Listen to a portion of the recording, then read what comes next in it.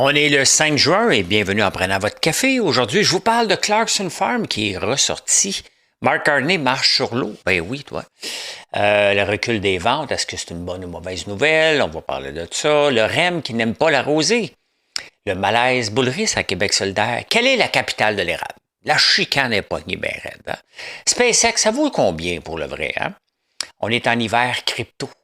Oui, à part un seul titre, un seul token. Berkshire achète, la bulle se dégonfle en AI. Les IPO. Ça va être payant investir dans SpaceX la première journée? Et qu'est-ce qu'on a dans les insolites? La petite maison dans la prairie.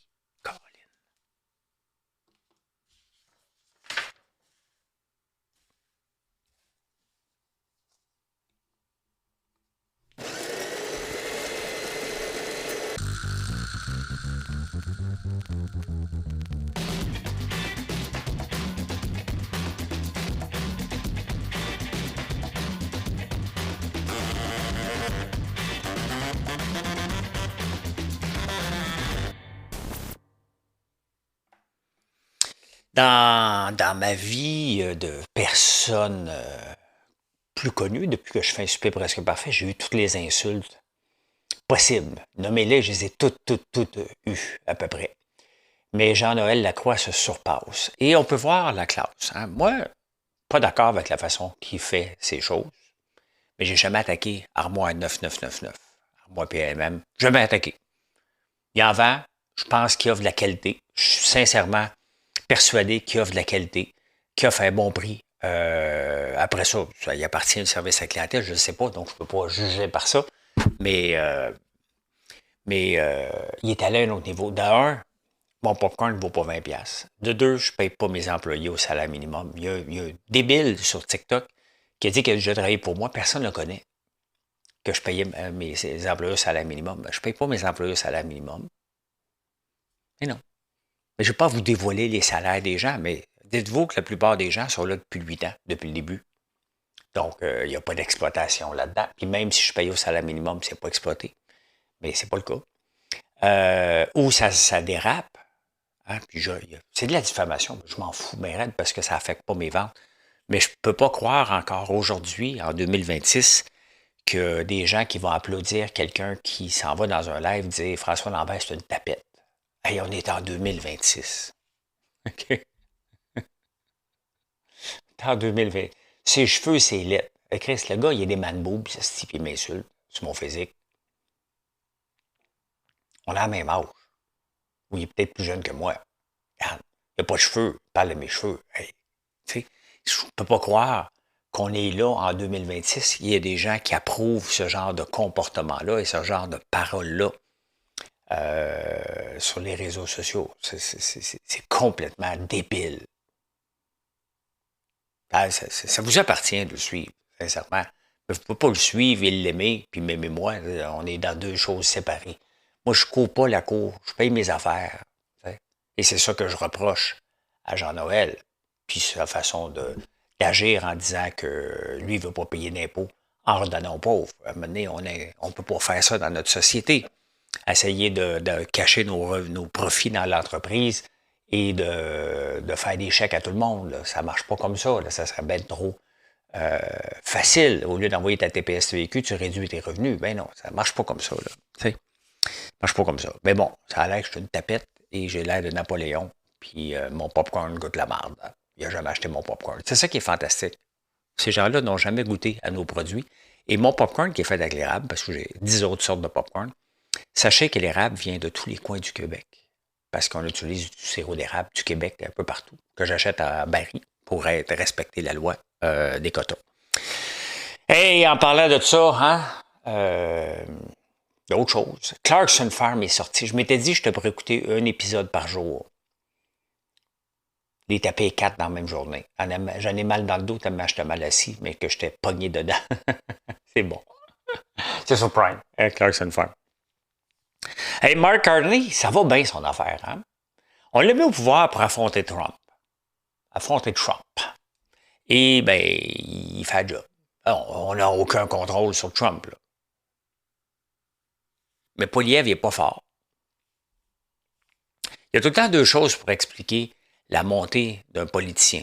Tu dis, ben, est-ce qu'on pourrait le remplacer par mieux? Tu regardes dans le parti, tu dis non, il n'y a personne. Est-ce que les partis d'opposition font bien la job?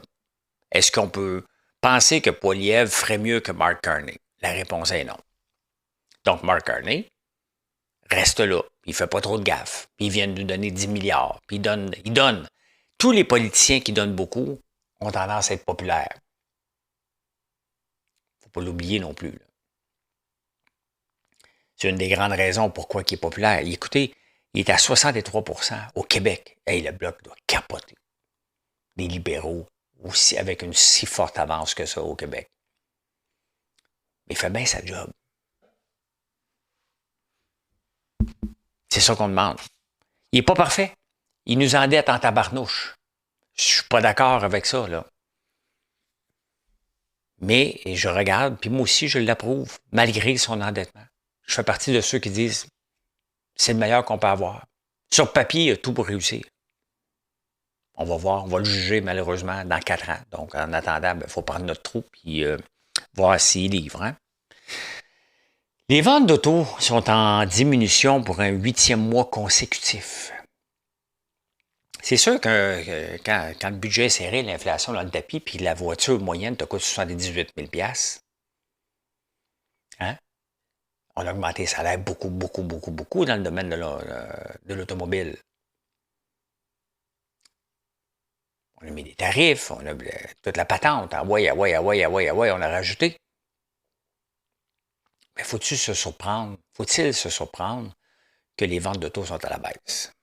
Et est-ce que c'est une mauvaise nouvelle?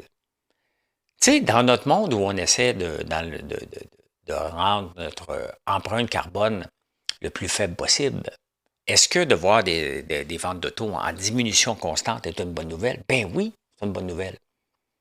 Alors qu'on le voit comme un baromètre de l'économie, ça en est un baromètre de l'économie. Quand les jeunes en région sont obligés de dépenser jusqu'à 40% de leur auto, leur budget en auto, ça n'a pas de sens. Parce que c'est beau pour les gens de la ville. Les gens de la ville, là, je m'inclus là-dedans, là, j'en suis un, mais en même temps, ils oublient la réalité des campagnes. En campagne, tu prends un char. Tu n'as pas de transport en commun. Tu vas aller au village, tu habites dans le rang, tu prends un char. Tu vas aller travailler, ça prend un char. Hey, nous autres, on a déjà eu quelqu'un, là. Il n'y a pas d'auto. Il dit, allez-vous venir me chercher le matin? Écoute, je n'ai pas embauché. Il a essayé de trouver des lifts, mais après 2 semaines, on a obligé de dire, ben, quand ça ne marche pas, il n'y avait jamais de lift. Il venait quand il pouvait. Tu n'es pas une mauvaise personne, tu n'es pas tellement bon non plus, là. Mais on aurait pu le garder un petit peu plus longtemps. Cuba, hey, on n'est pas à veille de retourner à Cuba. Hein. Là, les grandes chaînes s'en aillent de là, s'en vont de là. Melia. Hey, Melia, là, la plupart des gens que vous m'écoutez, si vous avez déjà voyagé, peut-être resté dans un Melia, a décidé de fermer ses portes à Cuba. Visa, Mastercard aussi. Qu'est-ce qui va arriver avec cette île-là, ce peuple-là? Qu'est-ce qui va arriver? Ça prend quoi comme changement pour parce qu'à un moment donné, il va falloir aller les aider, les Cubains, là. On aide l'Ukraine à tour de bras, mais à un moment donné, ces gens-là vont crever de faim, là. Il ne restera plus rien, là. C'est pas demain la veille qu'on retourne là, là. Les hôtels ne vont pas réouvrir en grande pompe, là. Il y a trop d'insécurité. Il s'en va ailleurs, là. C'est triste pareil, parce que c'est une maudite belle île. Comme Haïti, mais à un moment donné, il n'y a pas moyen. Des régimes en place foutent le bordel et à un moment donné, ça s'installe comme étant une normalité. Le Canada ne fera pas payer les géants du web. Il y avait une taxe sur... il y avait une taxe à un moment donné qu'il avait enlevée, hein, parce que Trump est en tabarnane. Il disait que c'est une taxe contre les entreprises américaines. Avec raison. Il l'a enlevée. Puis là, les gens voulaient la remettre, là, 15%. Ils ont décidé de ne pas le mettre. Pourquoi? Mark Carney dit, écoute, si on augmente les tarifs, c'est les Canadiens qui vont payer. Tu sais, les 600 millions qu'on va aller chercher avec une taxe de 15% sur les revenus des entreprises ici, ils vont filer la facture en montant les tarifs de publicité pour les Canadiens ici. C'est comme ça que ça marche, là. Où les tarifs sur Netflix vont monter. Ils ne pensaient pas qu'ils vont dire « Ah oui, c'est vrai ». Non, non. Regardez encore le contenu. Vitrerie Joyale. C'était bon.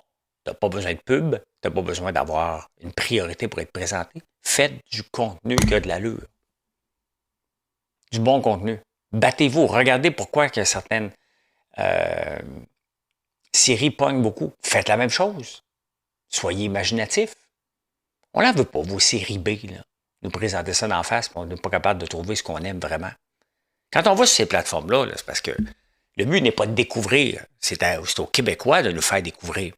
Mais quand je lis la presse qui nous présente juste des affaires en salle, ben les journaux ont une responsabilité là-dedans aussi. Là.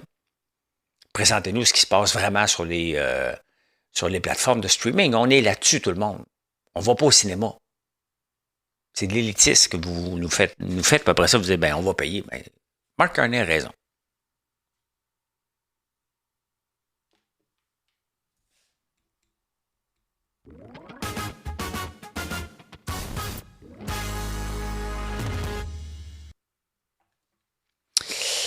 Hey, le REM, hein? Fait du bruit, pas toujours stable, toutes sortes de petits problèmes. Le dernier problème en lice, ils se sont révisés parce qu'ils ont eu de l'interlac. Là. Il y a plus de rosée que prévu.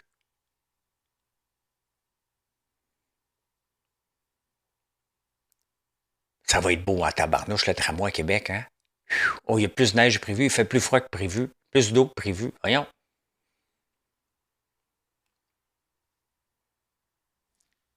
C'est tout. Des fois, la nouvelle, c'est juste ça.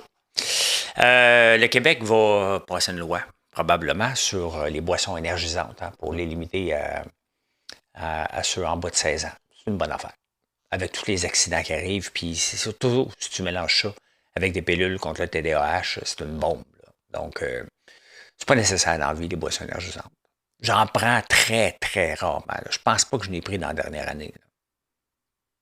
Je me souviens pas quand, ça m'attire pas. Pas tout. Je vais prendre un café si je veux me réveiller. Là. Bonne affaire. C'est toujours drôle, hein? Un parti qui se fait prendre à son propre jeu. Hein? Québec solidaire. Alexandre Boulris, qui était NPD, s'est retiré du caucus NPD, donc il siège comme indépendant à Ottawa. Il vient d'être réélu hein, sous la bannière NPD. Les élections, c'était l'année passée. Et là, il va se présenter dans le comté de Gabriel Nadeau-Dubois, Gouin. Et c'était supposé réserver être une femme aux gens non-binaires. C'est des folies de Québec solidaire. Il a fait une loi interne, un règlement, ben c'est ça qui va se passer dans les comtés qui sont sûrs. En partant, appeler un comté qui est sûr, c'est de prendre les électeurs pour une bande de débiles. Là. Mais les électeurs vont voter QS. Si vous êtes débile, si on vous traite de débile puis vous vous comportez en débile, ça vous appartient. Là. Moi, si tu me disais, j'habite dans un comté sûr, je voterais contre toi tout de suite. Pas sûr. Prouve-moi que je vais voter pour toi. Là. Première chose de non-respect des électeurs. Deuxième chose, ben, si tu dis que ça prend une femme puis quelqu'un de non-binaire, puis qu'Alexandre Boulris, c'est un méga superstar, il n'est pas star, là, va se présenter, puis il veut se présenter là, dans un comté sûr, hein, parce qu'il n'ira pas se présenter dans Rosemont, qui était le comté de Vincent Marissal, qui est moins sûr maintenant, qui est plus sûr. De toute façon, il perdait de toute façon Vincent Marissal. Mais là, quand c'était Éric Lefebvre qui est parti de la CAQ pour aller avec les conservateurs de Poilievre, les Québec solidaires, c'est ouvert les veines. Il faut qu'il démissionne, puis il faut qu'il sa paye. Alexandre Boulris a sa paye du fédéral. Puis il fait campagne pour Québec solidaire en ce moment. Puis Solzhenitsyn ne sait plus quoi faire. Tu sais, à un moment donné, il faut que tu dises, regarde, on n'est pas d'accord. Faut que tu le dises, ça. Regardez, oui, on aime Alexandre Boulris. Oui, on a hâte qu'il soit avec nous. Ça y appartient, mais on n'est pas d'accord. Tu dis-le parce que tu n'étais pas d'accord avec Éric Lefebvre. C'est ça que certains politiciens sont trop caves pour admettre. Pour juste dire, regarde, allez voir Alexandre avec ça. Vous savez notre position, mais chacun a sa responsabilité. Ça ne change rien à la qualité de l'homme qu'on accueille. On accueille ici. Bingo! Vous voyez pourquoi je ne serais jamais politicien, moi? Bon! C'est quoi la capitale du Québec de l'érable? C'est-tu Notre-Dame-la-Paix? Et par élimination. Ça, c'est chez nous. Non. C'est-tu Mirabel? Mirabel se déclare la capitale de l'érable. Plessisville a toujours été une place d'érable. Bon, si tu me demandes mon avis,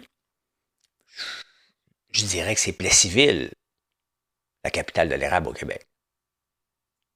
Mais Mirabel s'est donné le titre. Puis le maire de Plessisville ne le digère pas, pantoute. La digère pas, celle-là. Regarde, il n'y a pas de nomenclature. Mirabel se déclare la capitale, ça n'enlève rien, là.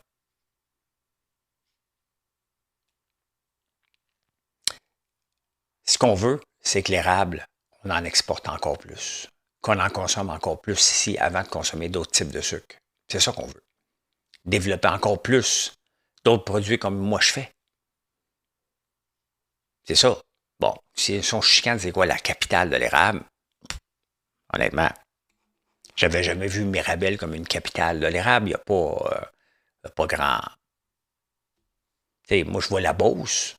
La plupart des manufacturiers d'équipements érablières sont en Beauce. Mais, chicanez-vous. Pendant ce temps-là, bon, on parle d'érable.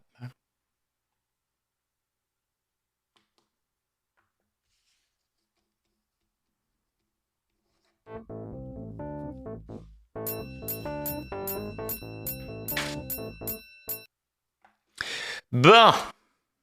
Bon. Ça va pas bien.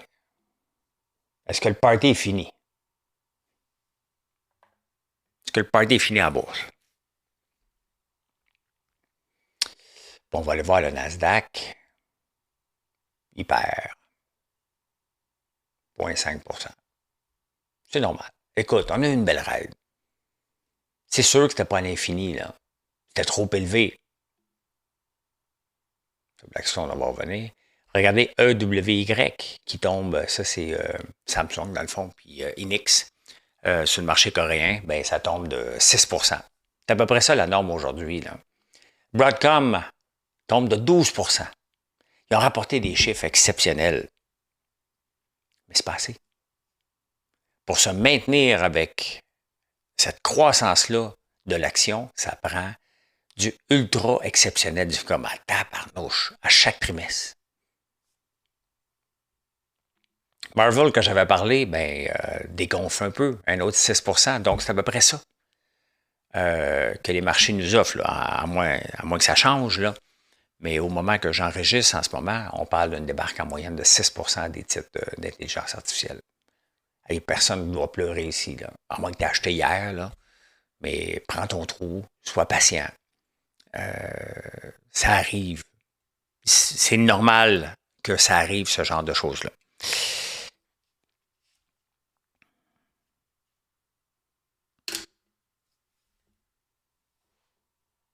Je regarde là. ARM. Ah oui, c'est vrai, ARM aussi. Je l'ai tué encore. ARM en prenant toute une débarque. Là. On va aller voir, on va vous montrer. ARM.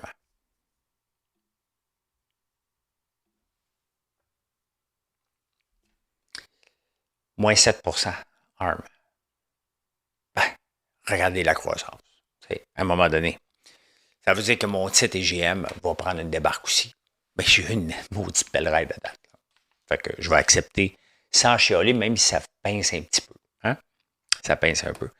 Bon, SpaceX s'en vient la semaine prochaine, techniquement. SpaceX veut lever 75 milliards au prix de 135$ l'action, pour une valorisation de 1765 milliards. Ça, c'est ce que ce que Musk pense. Morningstar évalue SpaceX à 780 milliards. Quelle est la vraie valorisation? On ne le verra pas la première journée parce que vous allez vous lancer là-dessus comme si c'était la nouvelle invention du pain tranché. Là. La plupart des IPO, hein, si on regarde DoorDash, Airbnb, toute cette gang-là, ont parti en fou la première journée pour dégringoler jusqu'à 80% sur DoorDash. Ces titres-là remontent quelques années, à peu près 1 an, 2 ans après. S'ils sont inclus dans le S&P 500. Sinon, il y en a qui disparaissent complètement. Là. On peut penser à Lyon Électrique, là, qui est plus petit ici. Là. Ça va être intéressant le 12 juin. Je vous le dis, je vais regarder ça toute la journée. Mais je touche pas à ça avec une pôle. Il va falloir attendre un premier, un deuxième, puis un troisième trimestre. Tu sais, dans le fond, il y a à peu près juste Groupe Dynamite. Ça fait longtemps que je n'ai pas été voir Groupe Dynamite. Là.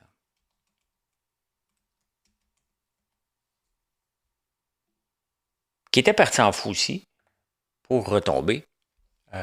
Groupe Dynamite. Ouais, t'es pas parti en fou, m'excuse. 20 piastres, ça t'a monté un petit peu, c'était descendu. Et après ça, la folie de la guenille s'est emparée. Bon, ça vaut plus 100 piastres, là, mais quand même. Ça aussi, c'est une grosse débarque, là. Mais si t'as acheté ici à 20 piastres, là, à 12 piastres, ça en vaut 75.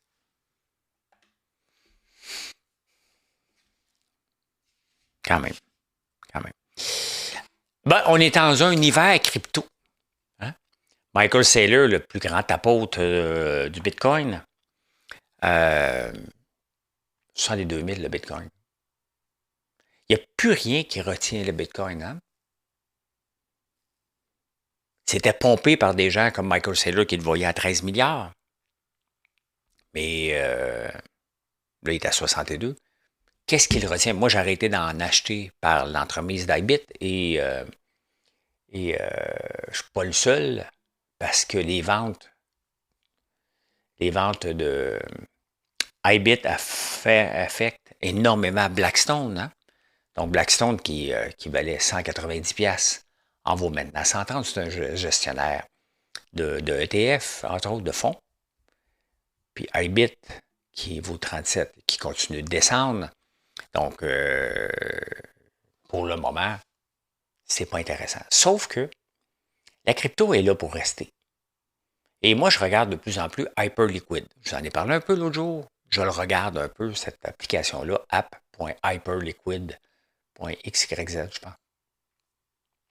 Tu peux trader des perpétuels. Donc, en tout temps, tu peux trader des actions à la bourse. Et quand j'étais un petit peu plus actif sur la crypto, à un moment donné, j'avais mis 5000 pièces, tout perdu, là. Dans un des réseaux comme ça, qui est avec le coréen, j'oublie le réseau, là.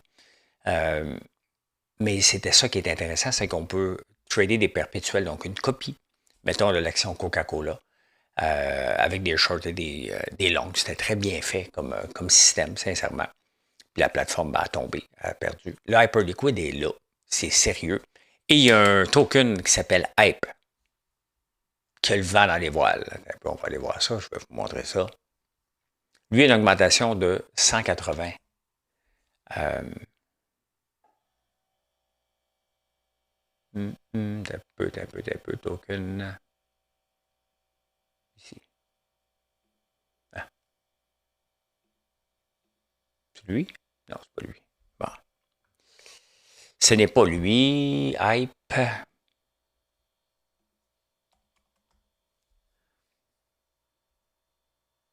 Binance. Ça va être bon. Ben, ça, c'est ça. Hype USD. Ben écoute, ça a été lancé pas tellement longtemps. C'est le token qui va avec la plateforme Hyperliquid. Toujours un token. Sauf que Hyperliquid est rentable.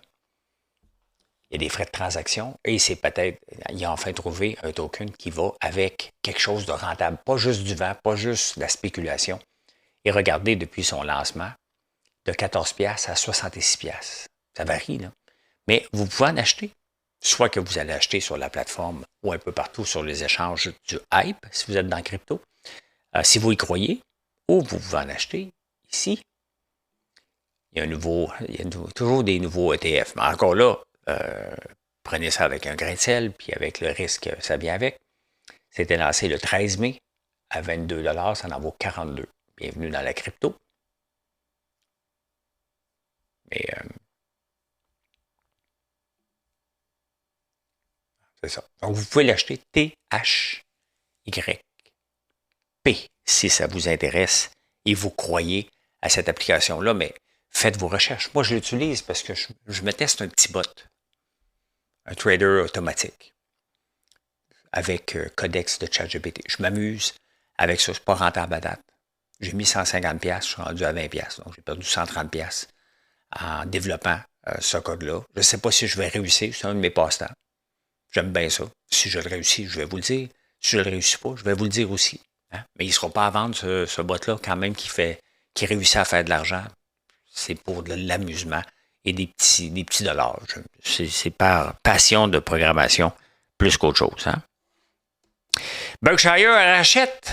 Parce que là, Warren Buffett s'est tassé, c'est Greg Abel qui est là. Puis là, le monde dit, ouais, mais tu vas faire quoi avec les 400 milliards? Ben, il vient d'acheter pour 10 milliards d'actions de Google. Google, justement, voulait avoir de l'argent supplémentaire, c'est annoncé. Et il achète aussi de la construction. Ils vont un peu en contre-courant parce que la construction est au ralenti. C'est le moment, normalement, que Berkshire achète historiquement. Donc, voilà. Hein? Donc, oui, il achète. La bulle se dégonfle, IPO, des chutes. Ben, écoute, on continue.